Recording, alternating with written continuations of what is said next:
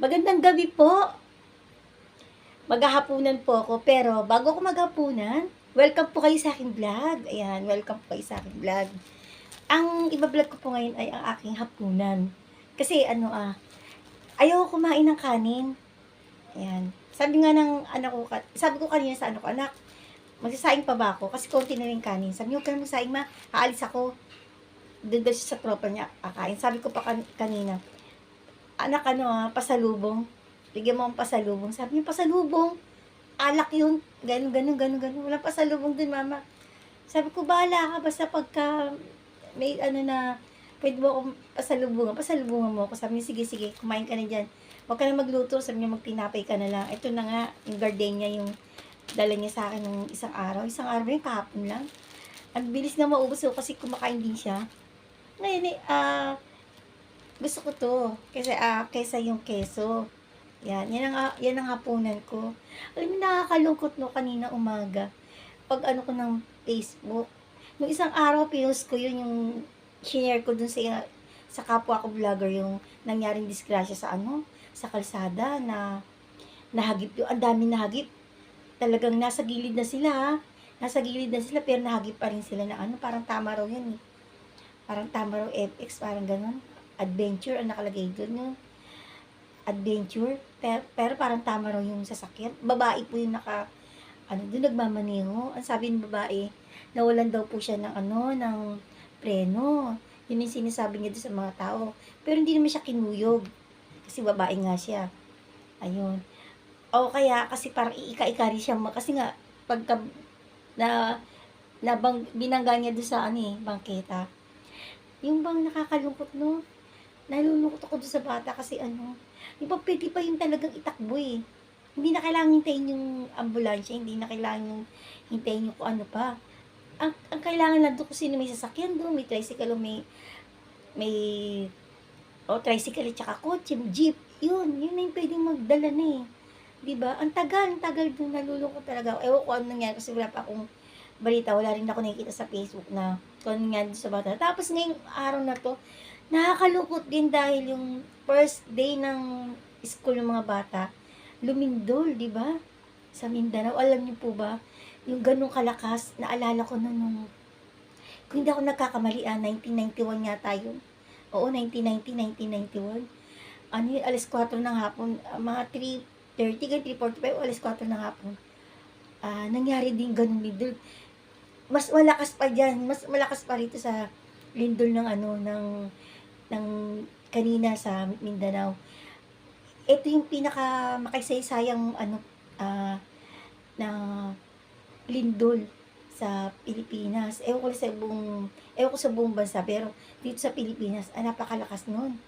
Ng 7 point o 8 point something yung magnitude. Nasa bahay, parang edad ko yata 17 lang ako, 18, ganun. Hindi ko na matandaan kung ano edad ko. Ganyan. Nagsisigaw din ako, no? Kasi ang kasama ko, kapatid ko, muso, tatay ko. Kasi yung nanay ko nagpunta ng palengke sa Top Avenue, malayo yun. Tapos dalawang kapatid nasa trabaho. Kami dalawang magkapatid nasa bahay kasama tatay. Paglindol, nakaupo ko, ganun pa lang. Tapos nung medyo lumalakas na talagang yung aparador namin, yung TV, babagsak na sa ng tatay ko yung TV, ibinaba niya. Tapos ako sa nervous ko, nagsisigaw talaga ako. Hindi ko na inintindi tatay ko, basta sigaw ako ng sigaw, pumasok ako sa kwarto, sigaw ako ng sigaw, tapos nagdadasal ako, kasi narinig ko rin yung bunso kong kapatid. Doon siya nakayakap sa tatay ko. Basta ako umiwalay sa nervous ko, sa takot ko. Ganun po talaga yung lindol. Talagang dasal ka dyan ng dasal. Talagang parang katapusan na ng mundo pag kayong ganun kalakas. Kasi kung duyan lang, di ba, usually duyan, aalagin ka. Kung duyan lang, hindi ganun, eh. Pero pag lindol talaga, parang gaganunin ka talaga. Kasi parang iniisip mo, yung mawawasak yung buong bahay. Tapos, nakita ko, sumigaw tatay ko, sabi niya, humawak kayo. Humawak daw kami magkapatid. Kasi, yung sahig namin, nabiyak yun. Kaya nalulungkot talaga ako, tumatay po yung balahibo ko. Yung lindol na yun talaga napakalakas nun. Tapos yung sa Baguio nun, yung bata nun sa Baguio, bata rin ang nabibiktima nun. Nakakaawa din na habang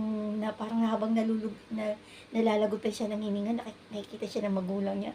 Parang ganun po yun. Hindi ko na po masyado malap. Talagang sa kasaysayan ng Pilipinas, yun ang pinakamalakas na lindol. Talagang sana huwag na pong maulit, Panginoon Diyos. Diyos ko, talagang nakakakilabot. Parang, parang, yung parang, ikamamatay mo, parang hindi ka pa nababagsakan ng mga ikamamatay mo yung ganun. Tas, talagang, alam niyo bang nakakahilo? Talagang, tapos pagkatapos may aftershock pa na na talagang ang lalakas din. Makakala mo, lindol uli, yung pala hindi. Kasi bata pa ako nun. Aftershock lang po yun. Ayan. Alam mo, lagi lang tayong manalangin, magdasal po. Sandali lang po may nabili. Ayan po may bumili, kaya saglit na pinatay ko yan, no. Kasi yung bata, kung hindi mo papasin yun, sigaw yun ng sigaw. Ayun. Ayan nga po, no. Siguro talaga kailangan, lagi tayong magdarasal.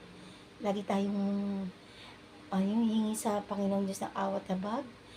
Naalala, hindi natin alam yung disgrasya, katulad ng kahapon, yung mag-ina yun, ang dami pa, mga motor, mga lalaki, mga nasa gilid, nakahandusay sila. Naalala ko yung sarili ko nung one time, na i-vlog ko na rin yun, yung tatawid ako, pero nag-sign ako dun sa na mama-stop. Umistop naman yung kotse. Eto yung kotse, yan. Eto na ako. Talagang nakatayo ko. Ginagabayan din ako ng Panginoon. Tapos, basta ang bilis na pangyayari, nakita ko yung, dahil lalaki, dahil nakita niya nakahinto yung kotse, nag-overtake. Pag-overtake niya, nadaling na yung ganito ko. Ganyan.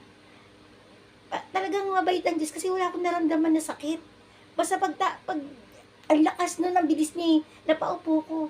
Pag-upo ko nga pa nga yung anklet ko, napatid yun. Hindi ko alam kung ba't napatid ang anklet ko.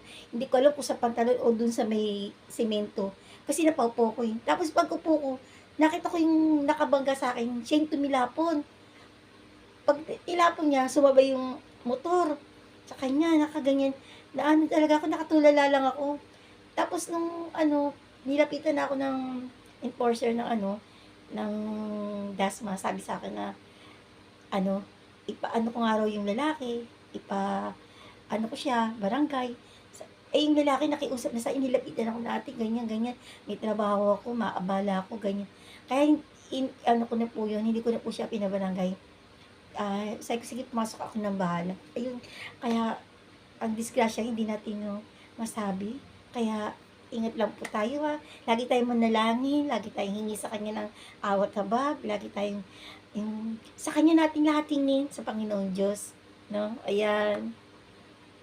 Be happy po and be kind. God bless everyone po. Saan po naibigan yung aking munting vlog? Simpleng vlog. Ayan po. Bye! Kakain na ako. Pag-itipla rin ako ng gatas.